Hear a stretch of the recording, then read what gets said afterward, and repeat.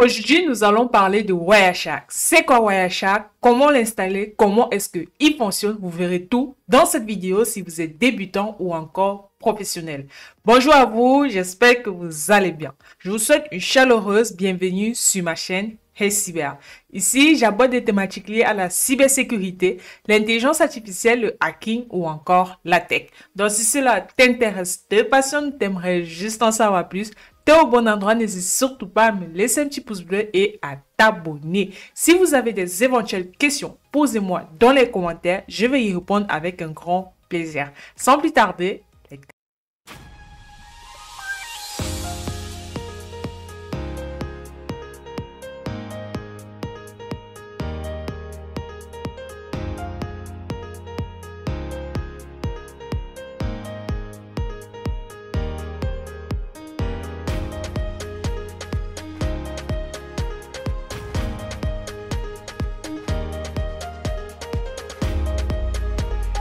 alors, la première chose qu'il faut savoir avant d'installer Wireshark, il faut le télécharger. Donc, pour cela, on va se rendre sur le site officiel de Wireshark.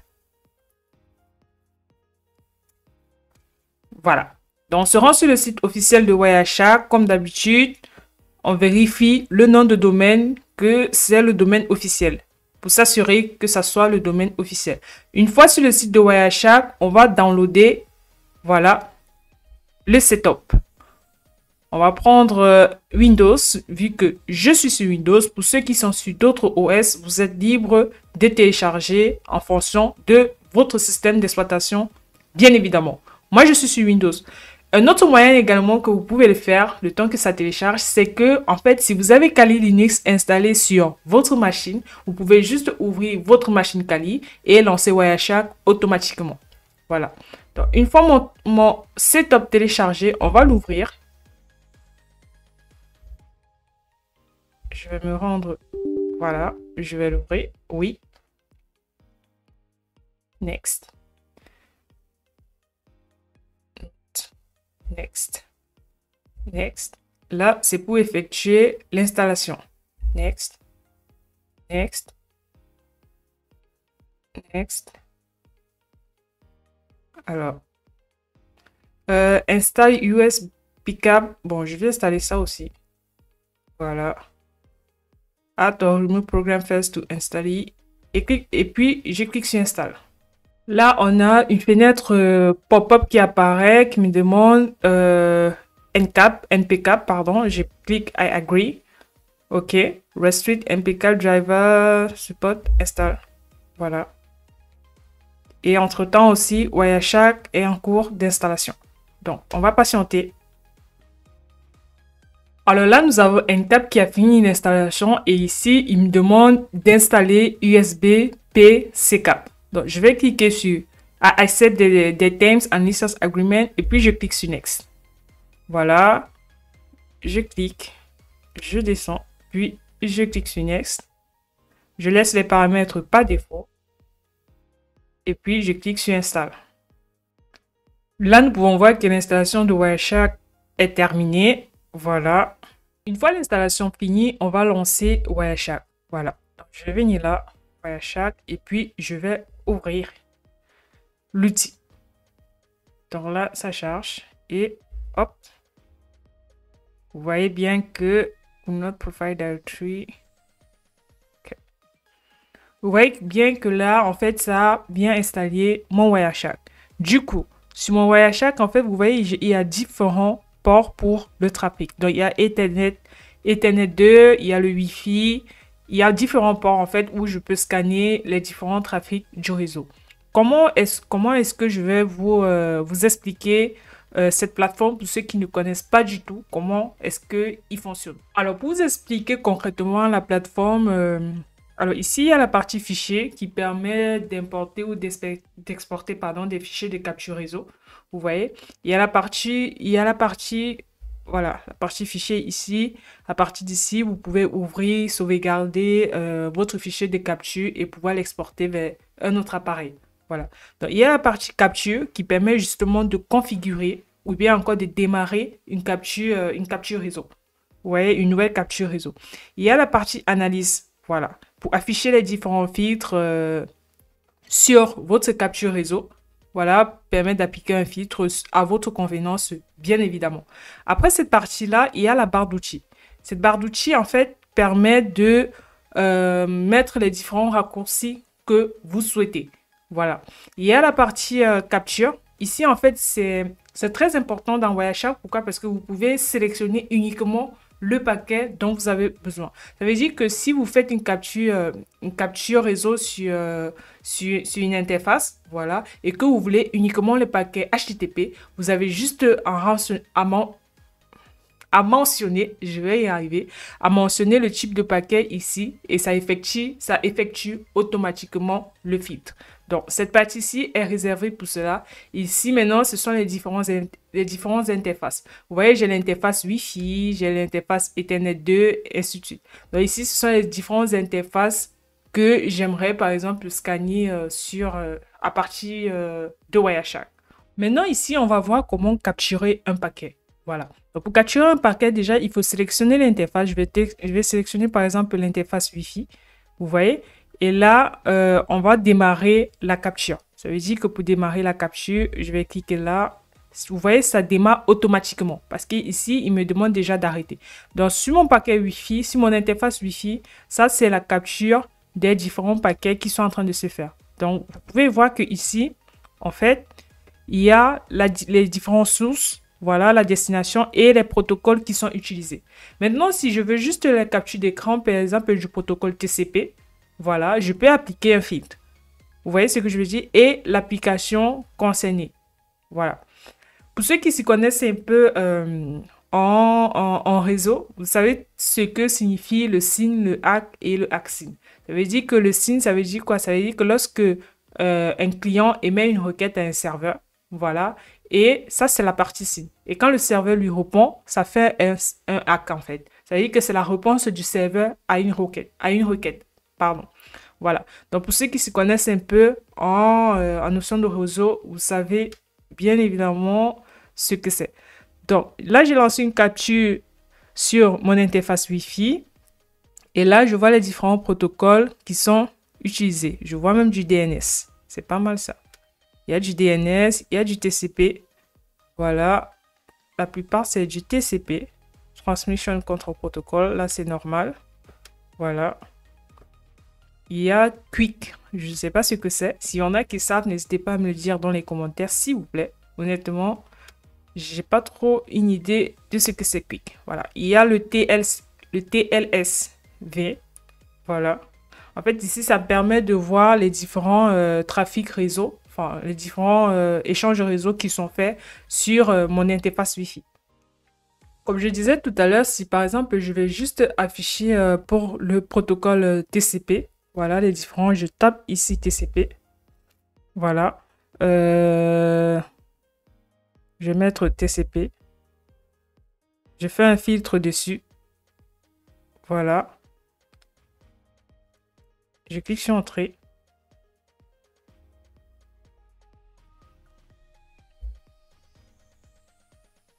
Voilà. Donc ici, vous voyez que là, ça me souligne plus les protocoles TCP. Vous voyez que ce qui est souligné, c'est plus les protocoles TCP. Voilà. Donc là, la barre de recherche là permet d'effectuer les différents filtres. Si je veux, je laisse TCP, je prends par exemple DNS.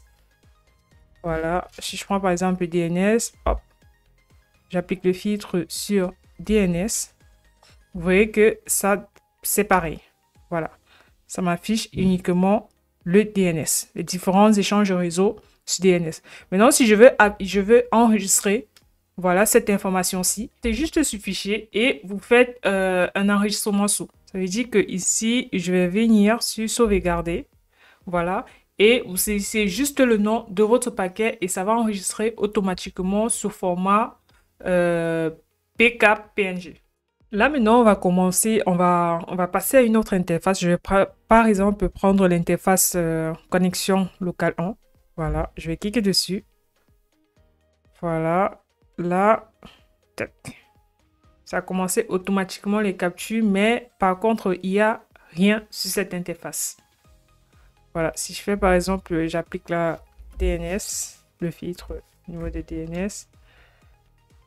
Il n'y a rien en termes de capture réseau sur cette interface. Donc, ça dépend de vos interfaces réseau. Ceux où il y a des échanges de paquets, vous verrez automatiquement la capture Wireshark. Mais ceux qui n'ont pas forcément de paquets réseau, les échanges réseau, il n'y aura pas. Maintenant, si on revient par exemple sur notre capture du début, de notre capture Wi-Fi, voilà. On revient sur notre capture Wi-Fi. Là, c'est en train de lancer. Vous pouvez voir que ici en bas, en fait, ça nous dit le nombre de paquets. Voilà, que c'est en train de scanner sur notre réseau. Donc, vous voyez cette partie-là en bas, où il y a marqué paquet là. Ça permet d'identifier le nombre de paquets de façon globale qui est capturé sur le réseau.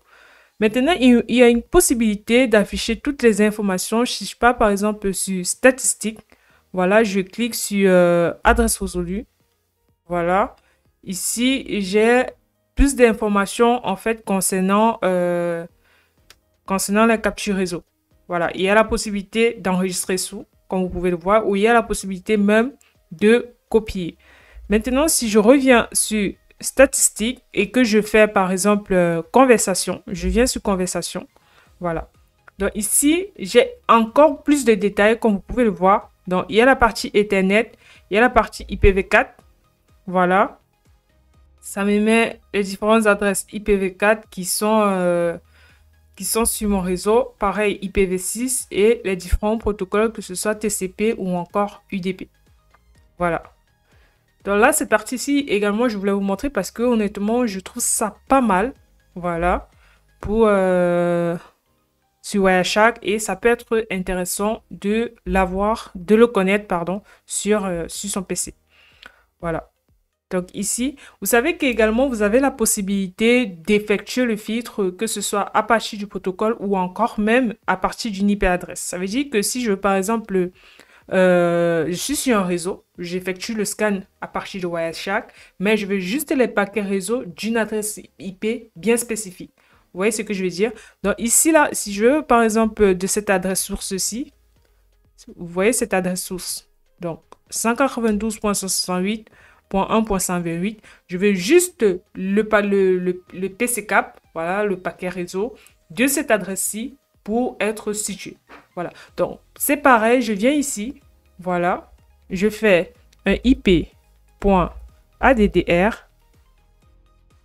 voilà, et je mets l'adresse IP concernée. Donc, je vais mettre 192.168.1.28. Et là, ça va me donner que les échanges réseau sur cette adresse IP uniquement. Ce qui peut être pas mal, honnêtement. Vous voyez? Voilà. Mais là, ça filtre en fonction de la destination.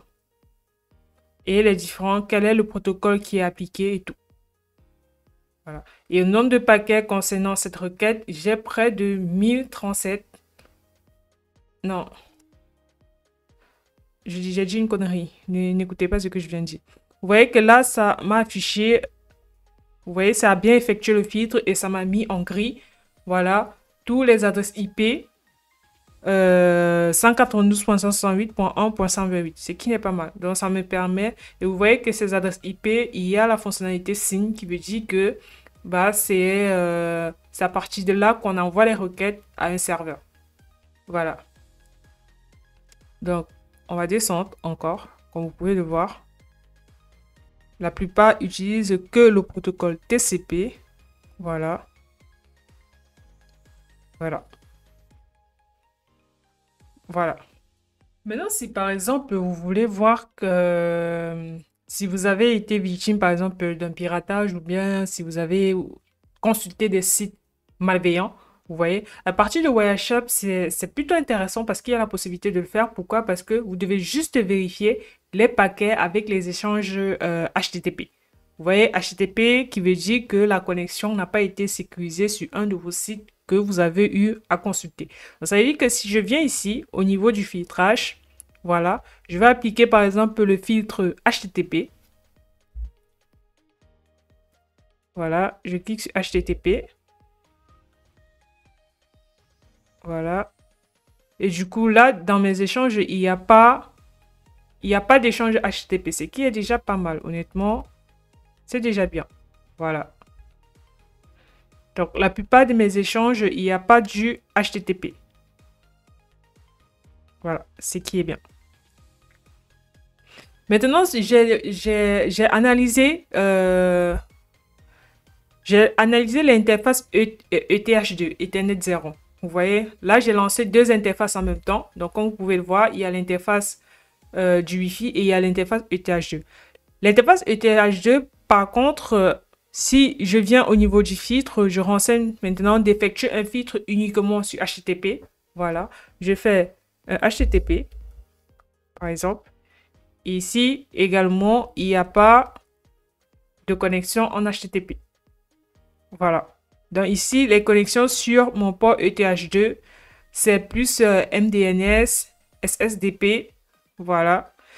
Quelle partie je voulais encore vous montrer, c'est qu'il y a la possibilité, même pour un paquet, d'avoir plus d'informations. Vous voyez ce que je veux dire? C'est-à-dire que si je prends par exemple ce paquet-ci, voilà.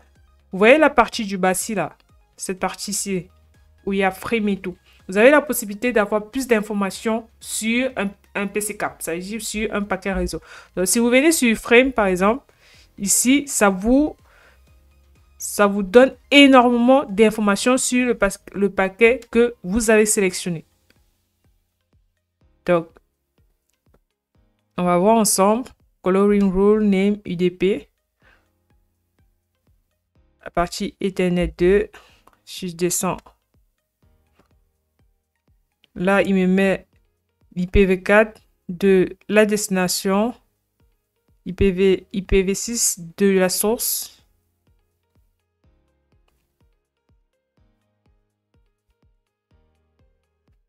Voilà, Internet Protocol.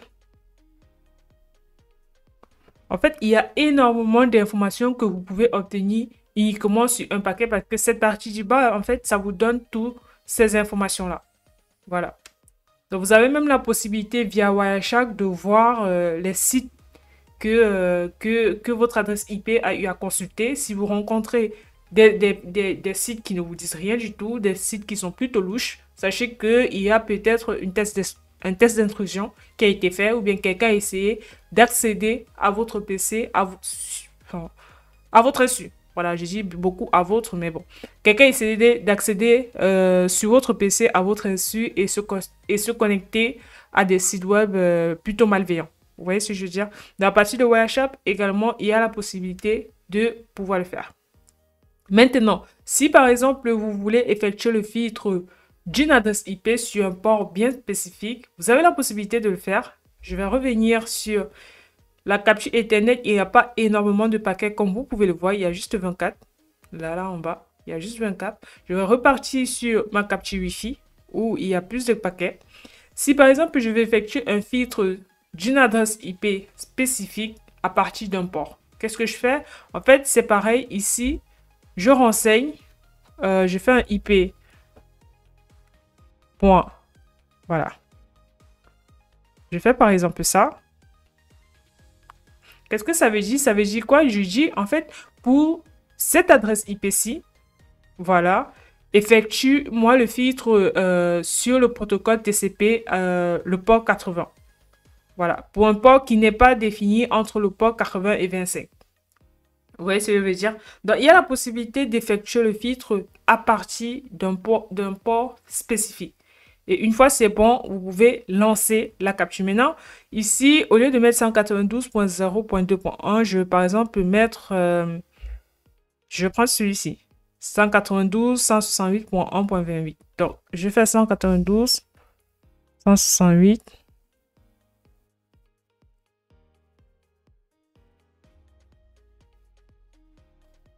Voilà.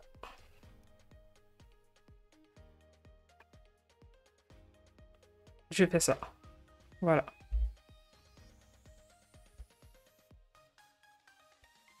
Maintenant, il y a la possibilité de suivre un paquet. Je vais prendre par exemple un paquet TCP. Voilà, je prends ça. Voilà. Je prends par exemple un paquet TCP. Je prends celui-ci.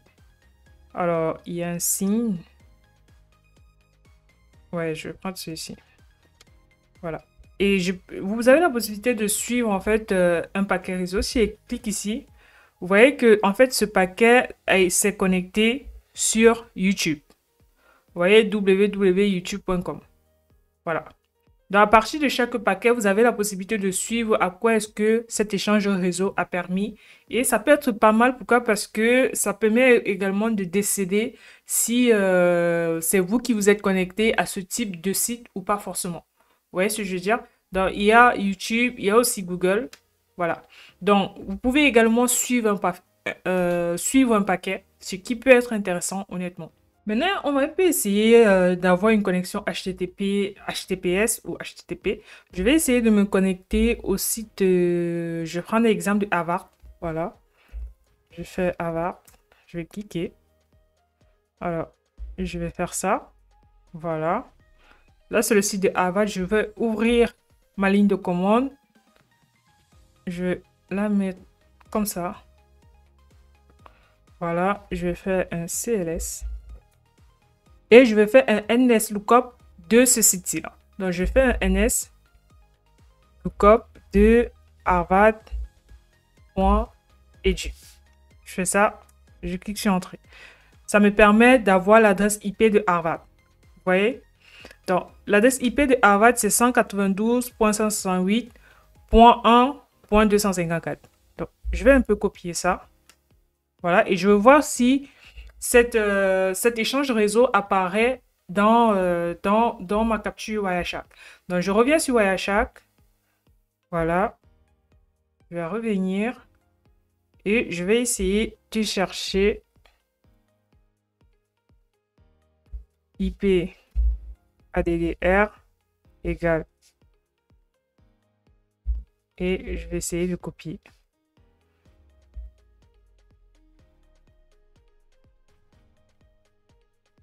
Voilà. Donc, 192.1.254.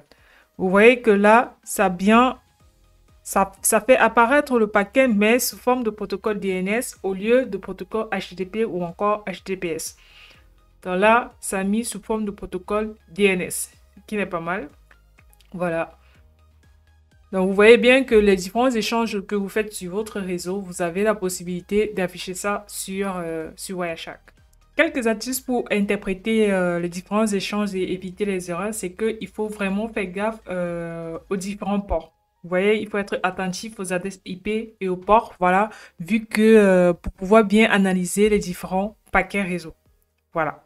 Donc, ça peut être très intéressant également de faire attention à cela et analyser de temps en temps la réponse ou la latence. Ça veut dire que des fois, ça peut mettre plus de temps. Voilà, un paquet réseau peut mettre plus de temps à répondre. Et là, il y a différentes raisons. Ne vous précipitez pas que cela peut être dû à un problème, pas forcément selon moi. Voilà, pas forcément, ça peut être dû peut-être à un problème réseau ou à une perte de paquet. Voilà, donc c'est aussi important que je puisse mettre un accent là-dessus. Maintenant, il y a également les faux positifs. Ça veut dire quoi les faux positifs? Des fois, en fait, ça peut prendre du temps et apparaître comme une attaque, voilà, ou une anomalie, ce qui n'est pas, ou bien ce qui n'est pas forcément le cas. Voilà. Donc, dans une prochaine vidéo, est-ce que vous souhaiterez qu'on fasse un cas pratique?